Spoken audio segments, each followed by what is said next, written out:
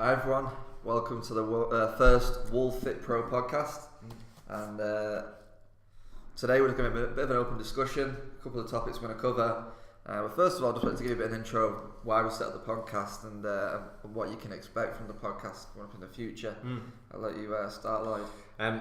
So basically we got into the mentoring and working with people who own businesses. It was more for networking than anything. That's how we met each other at a mentoring course.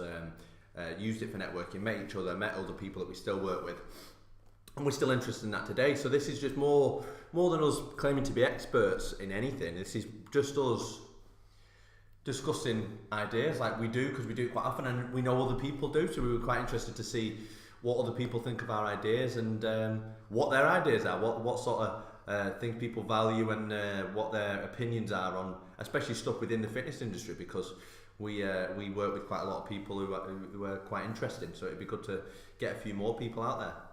Yeah, I mean, we're not gurus or anything like that. We're not experts. We're just people that are in the game right now. We're currently running businesses of our own, and I think it's an exciting industry to be in right now. It's really fast moving. Things are changing really quickly. And it's great to share ideas, and we want to, like I said, welcome input from other people. We're going to do different topics each week. Hey? From on the table. Oh yeah, I'm not trying to stop rocking the table.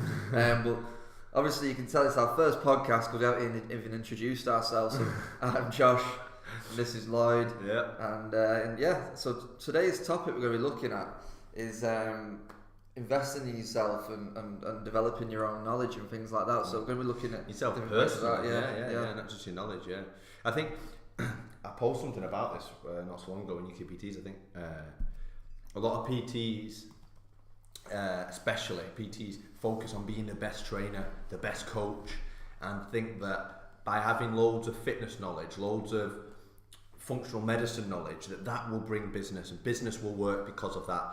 And that helps, but it's not going to run your business. Yeah, you need to be the driving force within your business. The development of yourself as a person and as you as a business person, I think, is more important than the development of you as a coach.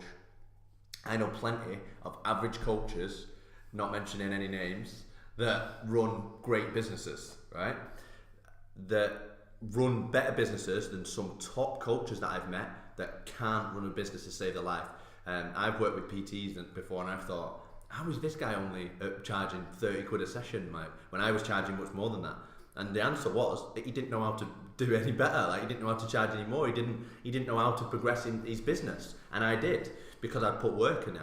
And it happens more than I'd like it to be happening in this industry, because I think it's really popular and it's going such a good way. We've got so much to offer that it's a shame that people aren't progressing as much. And it is really just, today we're talking about the importance of making sure that you are able to progress your business and you are able to work more for more money. So when would you say that there was a turning point for yourself when you stopped only developing as a coach and started to work in your business? That's a good one. It's a good one. Because it's been quite recent, not recent, but recent. As far as your career's gone. So I've been a PT for 10 years, and I started at a Virgin Active in Manchester City Centre.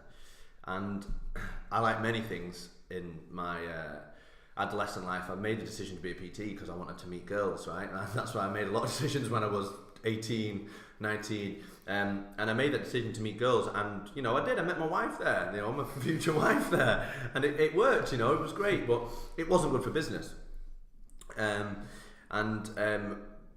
I'd been through that phase, obviously I met my future wife, and I stopped trying to meet girls. I started trying to run a business, but I didn't really know anything about running a business, and it got really frustrating because I felt like I was a good coach, and I was decent at what I did. I got a few good decent results, and I knew enough, but I got so frustrated, and I know a lot of PTs have been in this situation because I've talked to loads of them. I know a lot of people out there will have been in.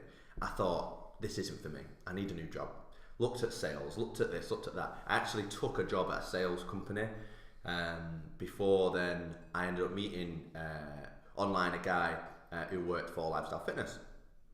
And I went over there, saw it, got a bit inspired by a big fancy new gym. Met the guy and the owner, and they sounded really positive, and everything sounded great. And I decided on that moment, that day I met them, I was like, I'm going to do it, and I'm going to put in some work on actually running a business. And I went away and did loads of research and looked into it and managed it. And I, you know, I've always not been shy of working hard and putting the graft in, and that's what I did. I slammed the hours in. That was about maybe 5 years ago. So I probably had 4 years of coasting within PT. I did all right, you know. I was delivering between sort of 15 and 30 hours a week, depending on what stage of my career I was at. But it was sloppy. It wasn't working for me. And you know, I met some great people and you know, trained some great people, got some good results. But it wasn't a business. It was me training people for a bit of dough. And when I almost left to get that revive back in through lifestyle fitness, which was a great move for me at the time,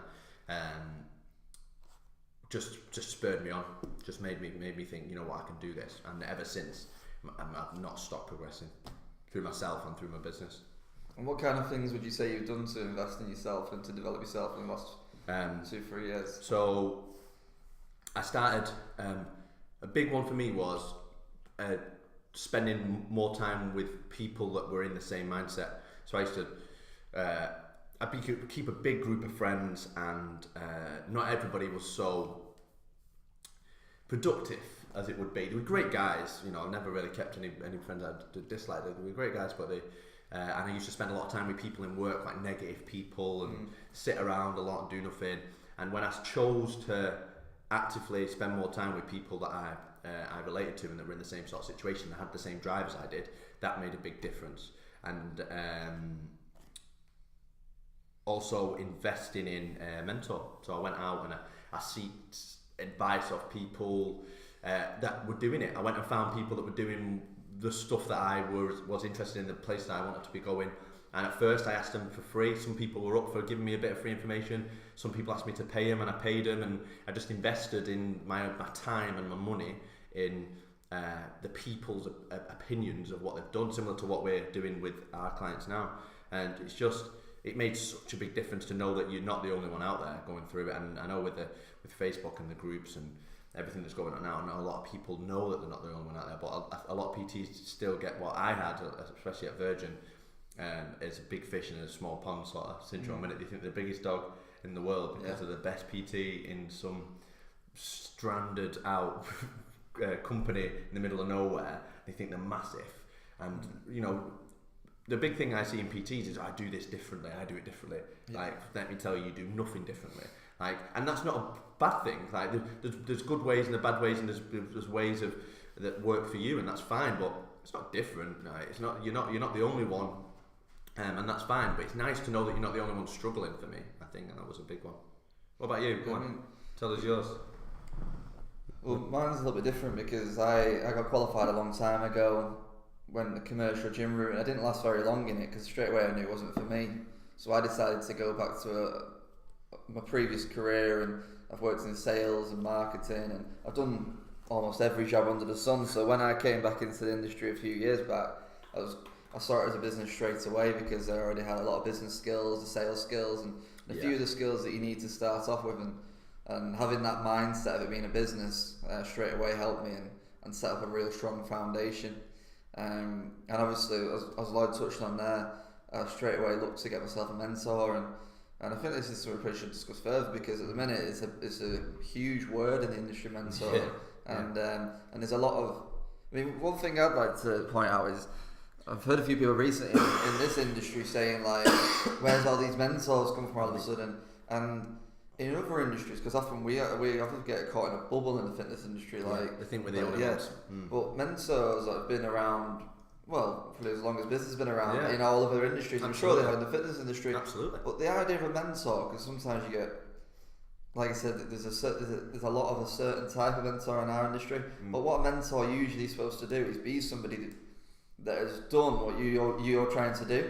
Understands the struggle, Yeah, so they're basically someone that is already where you want to be, and they're going to teach you how to also get there, and they're equipped to do that. Yeah, absolutely. Because they've done it. And it comes with accountability, so they hold you to what you say you'll do, because it's very easy when you're self-employed as a PT to do nothing. It's very easy to do fuck all, and that's often the route taken. That, you know, if it's anything more than posting a picture of yourself training, or you know, PTs struggle to get the motivation to do it generally, not all, but some. I was, you know, we all have the stuff we don't like doing, and I was really bad for that before I got people to be accountable to swerve something, you know, that one thing on the list, chase that one lead. It was a little bit awkward to speak to. I didn't want to do it. I put it off till Tuesday, then put it off till Thursday, then it won't get done till next week.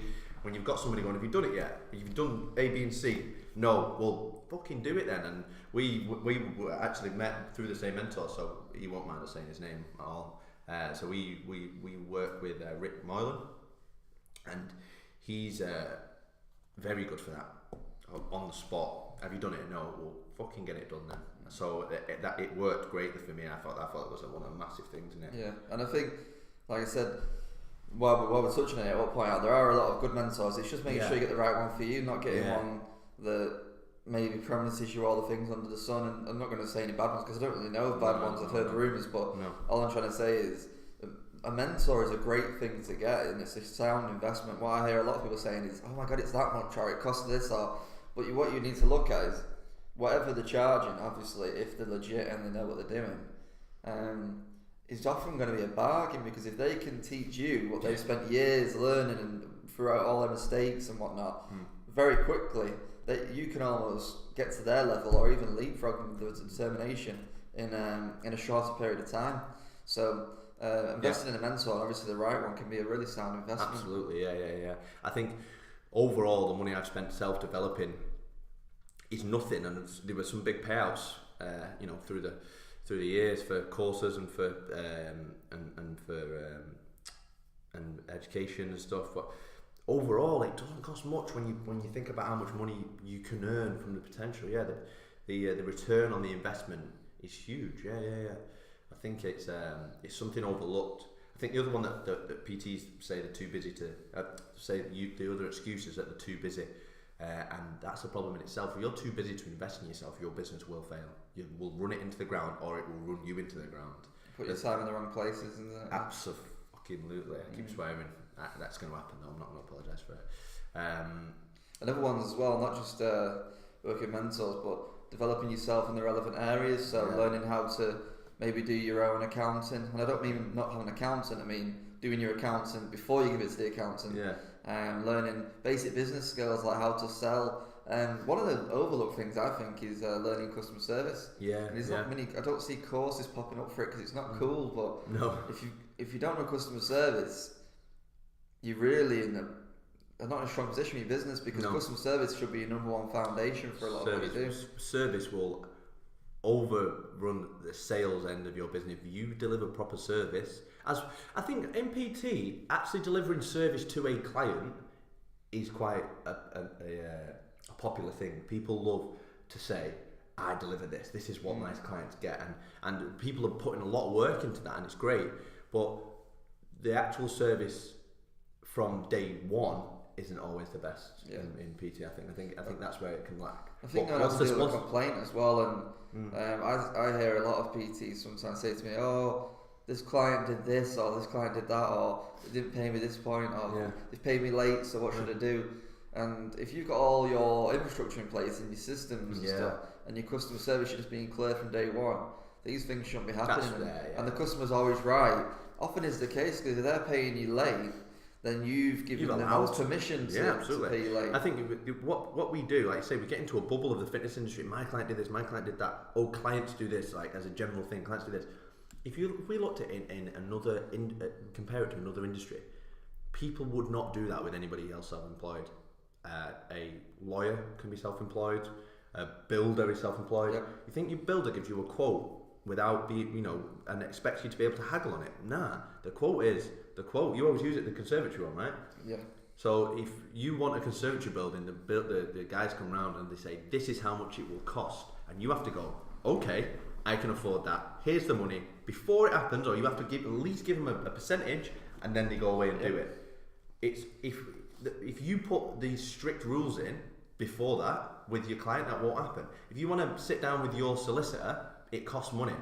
They don't give you a free consultation. If you want an hour with them, you pay for an hour. If you want 10 hours, you pay for 10 hours. They don't give you one free. All this stuff that PTs do because other PTs do it, including allow them to pay late, pay on the day. Oh, I forgot the money. No worries. Yeah, don't worry. One of the things that the builders will take a deposit or a large percentage up front is because they will start working on the job before they start it. So they'll go to the trade yard or whatever. They go and get all the gear, they get the materials. So they're not going to pay the materials out their own money. They want some money off you to go and get the materials. They start planning the job and things like that. But it's no different for us because we don't use physical materials. Yeah. We will then, the second we meet them and they agree, we're investing our time in them. We start to plan, writing programs. We start listening to their problems and start to figure out solutions for them. And that's just like us going and collecting our materials. Absolutely. So they should be paying from the beginning. And like I said, you allowing them not to. And you had no problems for yourself. If you had systems in place, that would not happen. And one of the other things with investing in your customer service is accepting that you are the issue if it doesn't work. I think that's a big one for PTs. That not a lot of PTs. Well, it needs to be black and white, don't it? Yeah. Grey areas, you don't know how far they go on for. They stop banging the table. Grey areas, what often causes most of the issues. Well, I think ego's a lot to do with it though, because I'm the best PT. Like, you know how many PTs have said this to me, right? I give them a nutrition plan. If they can't follow it, it's their fault. Do you know what I mean? And have that attitude, and I hate to break it to you, it's your fucking fault. If you can't give them a diet plan that they can stick to, you're not coaching. Well, that's why they got a coach. They can download a diet plan. Yeah, absolutely. So PTs have this ego thing where they think, oh, not all. Again, I'm saying PTs, it's a general thing. Some PTs that I have heard and worked with and seen over the years have an ego in the way of them giving good service because they think they're entitled to something because they're massive or because they're ripped or because they have been a PT for so long or because they charge so much. That doesn't entitle you to shit. If your business isn't in place, if you haven't got the right steps in place to build their trust in your business, then they won't have any. And it's as simple as that. Yeah, I mean, so one of the big things like we just discussed there would be investing in customer service, which doesn't get mentioned often because, like I said, it's not a buzzword at the minute, it's not cool. But if you've got good customer service, trust me, your sales will come from that. Yeah. All the good things that come from business, the money, the selling, the retention, all those things, they all come from a foundation of customer service. And I'd recommend anybody to go out there and learn a little bit about it. One of the reasons my business has succeeded is because I had a strong foundation in customer service from working in industries for years that depended on customer services. So some people have it naturally, some people will go and learn it.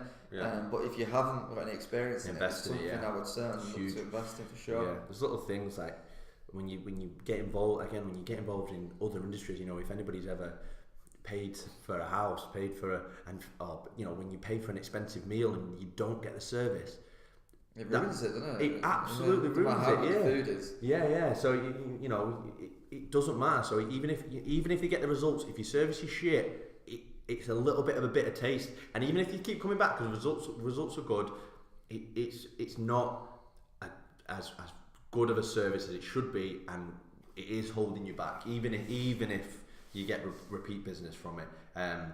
So it's just being aware. I think accepting that is a hard one for PTs. I mean, obviously we're talking about investing, and we've so far talked about investing in things like mentors, courses, self-development. One thing that people don't seem to have an issue with is investing in things like equipment. Oh yeah. So that's cool, isn't it? Yeah. That's like you say, that's cool to have a new piece of equipment. People will drop. Cool. Well, as long as you've got it. So I've listened to a few seminars recently, some really good ones about opening studios on level budgets, things like that. And that's one of my big things. I think you should always try and be minimal and then reinvest as you go along, because at the end of the day, if you're a good coach, you can coach with an empty room. So why do you need everything from day one? The one I always use about our studio, I always say to the clients, is ingenuity over equipment. Yep. Like, look, no, we haven't got a leg press, but I promise you don't need a leg press to get the results that you want. Well, with this table, we could do a fantastic session. Absolutely, yeah. It's a great piece of kit to have, but it's not necessary for your business. I mean, it's great. Like I said, as you build up and you got the money, you can reinvest it back Absolutely. But especially if you're opening a facility, your business is way more important than the equipment within it. Oh, your business success won't come down to the amount of equipment you did. No, it won't. No. But your business acumen will certainly impact that. Absolutely. I mean, I hear loads of times people, or even just by looking at the studios, they'll open a studio, and some of them might have huge investment, some of them might not. They might take out a huge loan. Yeah. And let's say I can see studios and I can look at them and think they've spent about 50 grand on that.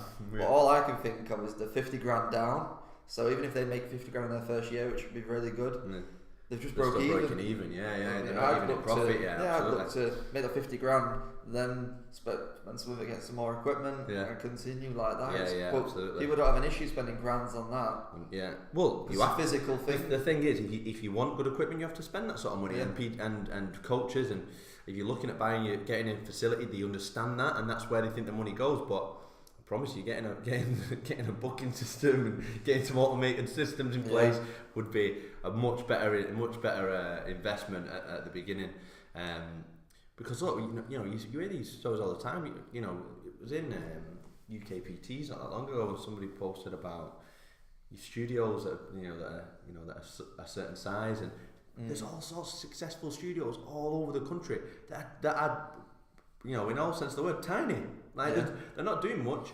Like mine and Josh's studios aren't very big, and they do very, very well. There's people earning good money within a small space. When when a lot of people think gym, they think this massive thing with 20 treadmills and every piece of bodybuilding equipment in the sun. That's nice, but it's not necessary for your business. Like you gotta, like you say before, you got to think about yourself as a business person before you think yourself as a coach. I think that's a big one when you think about investing. Yeah, and other industries don't have an issue. Like I said, I always try and look at other industries for inspiration a lot of the time, because as I mentioned before, we can sometimes be caught in a bubble and we copy each other. But yeah, people, and I get it. I get why people are more likely to invest in physical things like equipment, because it's exciting. It's and cool, you can hold it, you can use it. You love it. Your clients love a gimmick as well, don't they? We've got this new piece of kit. Your clients go nuts. You get excited about using it. Everybody will love it. Yeah. So it's attractive, isn't it? So it's hard to get out of that space. We're not saying don't get the equipment, get it, but a little bit of development in yourself as well, because ultimately your business is going to succeed or fail based on your skills. And like I said before, the investment in yourself isn't always learning more transformation techniques, more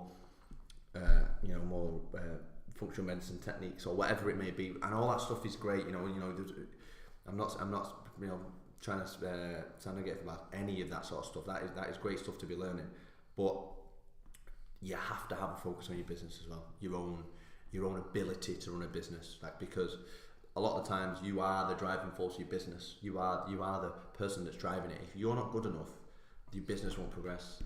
And again, you can be the best coach in the world, but it doesn't matter if you can't run a business. Your business will only go so far. I think it's a tough one, isn't it? What a lot of people struggle with when they first go self-employed is managing their time to do that, because training yourself, having a bit of a social life, and then actually running a bit of a PT business on top is it. For a lot of people, that's it. And a lot of PTs don't even have a social life. They just train their clients, So trying to fit in time for developing areas in which isn't as cool and attractive is a tough one, but I promise you it's important. One of the big things as well, when it ultimately comes down to investments, is what return that's going to give you. It's a phrase that's used a lot, not always so much in this industry now, but return on investment, ROI, which is anything you invest in, you want to see a return on that. So if you're going to buy a treadmill, you want to be able to bring in more members because of that treadmill, or retain more members because of that treadmill. And then because of that, it might have made you, say, $2,000 when it cost you $1,000, and that would be a brilliant return on investment. Absolutely. And the same in business courses. If you can get a mentor or something like that, and they can help you to make 10% more this year. A lot of people do these 1 and 2 day bumper courses now as well. They're great to go on, because it's not a huge time investment. You can get loads to work on, but being aware that they're going on is massive. Yeah, and obviously it's not always about how many courses you go on. It's about what you actually put into action after that. Yeah. So making sure, because ultimately it's not.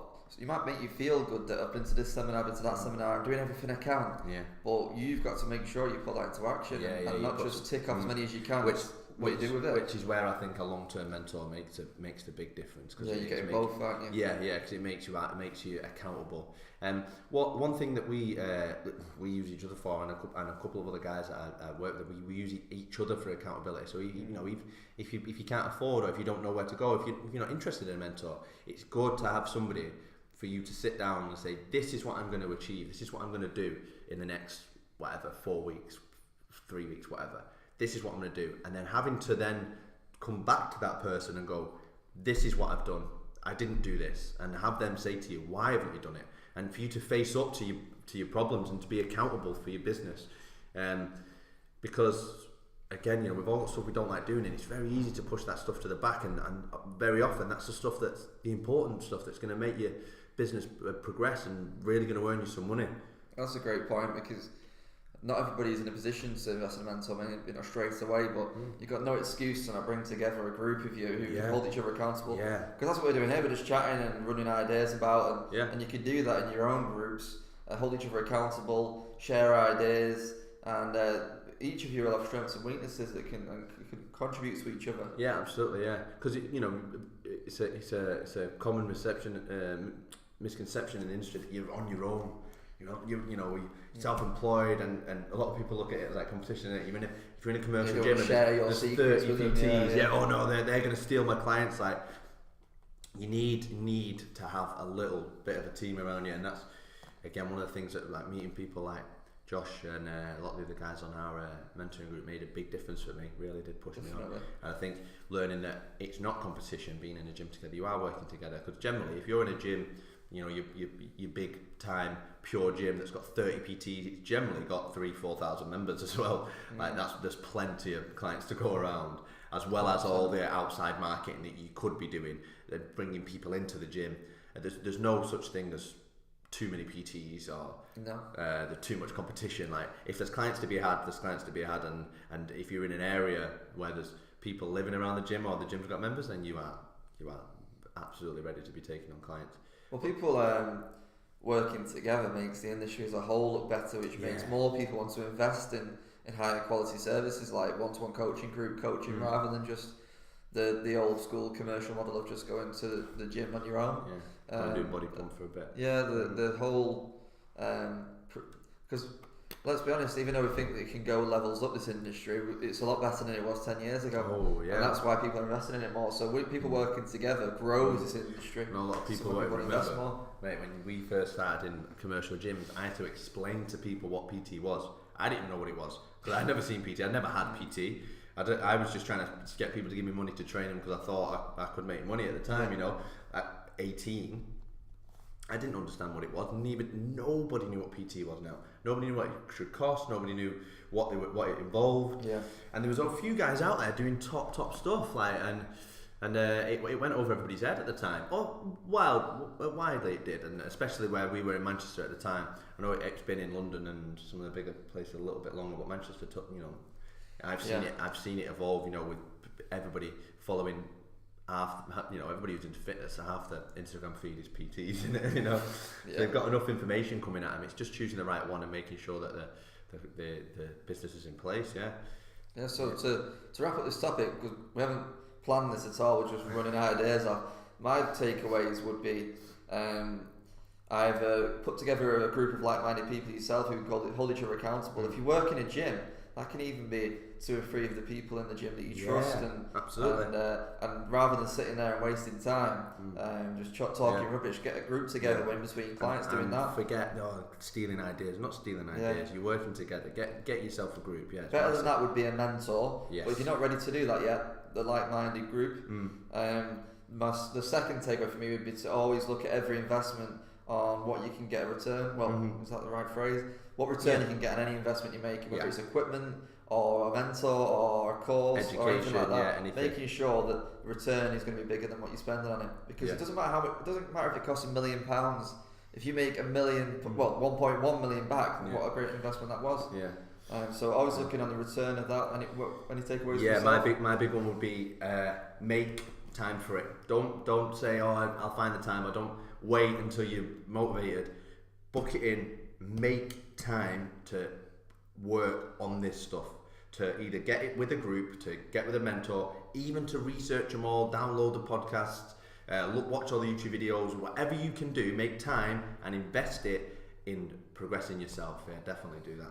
Yeah, pretty much touching it there, but making use of free content, because there's loads out there. Yeah. There's loads to see. Loads of good Facebook groups, loads of good people to follow, and you know, not like Josh said before, you know, I don't think, you know, people, the rumours around this guy's a fraud, this guy's a whatever.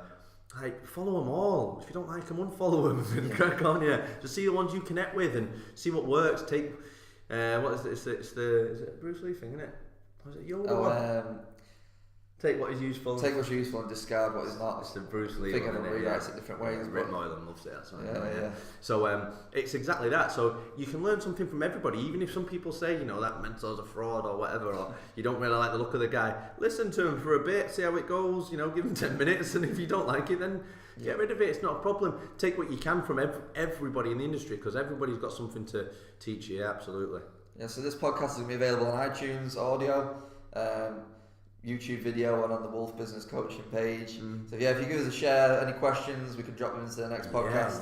And like I said, we're not experts, we're just discussing the topics, and we'd love to hear your thoughts. Yeah, let us know your thoughts, because we'd love to be learning more from the people we're sharing it with as well, just like we've done before. So let us know.